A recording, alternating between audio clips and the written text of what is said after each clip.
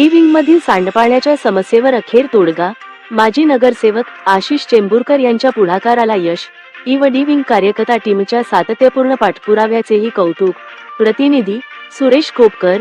D विंगच्या मुख्य प्रवेशद्वारापासून इमारतीच्या मागील परिसरापर्यंत अनेक दिवस सांडपाणी वाहत असल्याने परिसरात मोठ्या प्रमाणात दुर्गंधी, अस्वच्छता आणि आरोग्याचा गंभीर प्रश्न निर्माण झाला होता. ये जा करणाऱ्या रहिवाशांना मोठ्या गैरसोयीचा सामना करावा लागत होता. या समस्येमुळे परिसरातील नागरिकांमध्ये नाराजीचे वातावरण निर्माण झाले होते.